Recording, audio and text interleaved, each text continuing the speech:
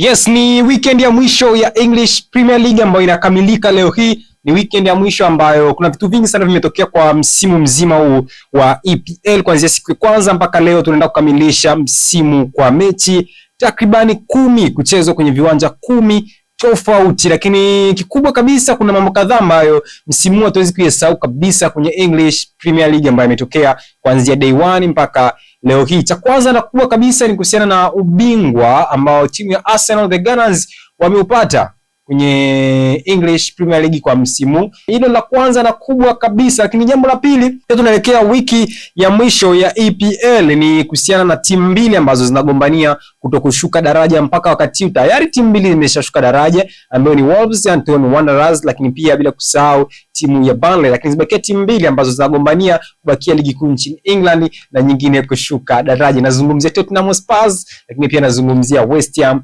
United. Tottenham Hotspur ni timu ambayo kwa misimu hivi karibuni imekuwa ikifanya vizuri sana. Tumekuwa tukiona kwenye top 6 ya English Premier League, lakini pia tukiona kwenye maeneo ya juu kabisa ya msimamo wa ligi kuu nchini England kwenye michuano mikubwa barani Ulaya. Lakini jambo la tatu ambalo tunaweza tukalizungumzia kwenye English Premier League mpaka wakati huu limeshakamilika ni kuhusiana na timu 4 ambazo zimeshafuzu kwenye michuano ya Ulaya kwa msimu ujao 2026 2027. Timu hizo ni Arsenal the Gunners, Manchester City, Manchester United, baada ya misimu mingi sana kupita bila kufuzu michuano mikubwa kabisa barani Ulaya. Lakini Aston Villa wamerejea kwenye michuano ya Ulaya baada ya msimu uliopita kucheza michuano ya Europa League. Kwa hizo ni timu 4 ambazo zimeshafuzu kwenye michuano ya UEFA Champions League msimu ujao. Lakini Liverpool atakwenda kucheza michuano ya playoff kupata mshindi ambaye ataenda kucheza michuano ulako. Ni possible, inawezekana kabisa kwa msimu ujao English Premier League kwa na timu 5 kwenye michuano ya ligi ya mabingwa barani Ulaya. Jambo la 4 ni kuhusiana na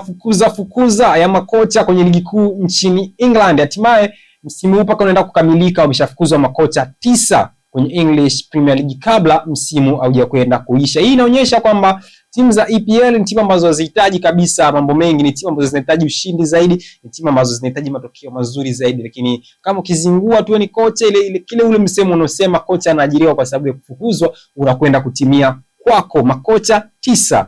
Lakini jambo la 5 ni kuhusiana na tetesi za usajili kule kwenye vilabu mbalimbali Ulaya, lakini kubwa kabisa ni kuhusiana na superstar the king himself, raia wa nchini Misri Mohamed Salah. Baada ya muda mrefu sana tetesi kumhusisha na kuondoka kwake, hatimaye msimu huu mkataba wake unakwenda kukamilika, na habari zilizopo ni kwamba ataondoka kwenye klabu ya Liverpool baada ya kuitumikia kwa mafanikio makubwa, baada ya kuisaidia timu hiyo kuchukua ubingwa wa EPL baada ya misimu takriban 30 kupita bila Liverpool kuchukua ligi kuu nchini England. Hatimaye Mohamed Salah alipatia timu hiyo ubingwa akiwa na Sadio Mane, Firmino, moja ya timu bora kabisa. Lakini kuna vitu vingine ambavyo vimetokea, ni kiwango bora kabisa cha Bruno Fernandes, tuzo ya mchezaji bora England EPL, kavunja rekodi ya kufikia assist 20 ambazo Thierry, lakini pia Kevin De Bruyne ambazo amezifikia kwenye msimu mmoja akiwa na mchezo mmoja mkononi. Leo hii anaweza kaweka historia yake mpya na rekodi yake mpya. Manchester United kurejea kwenye top 4 baada ya misimu takriban 2,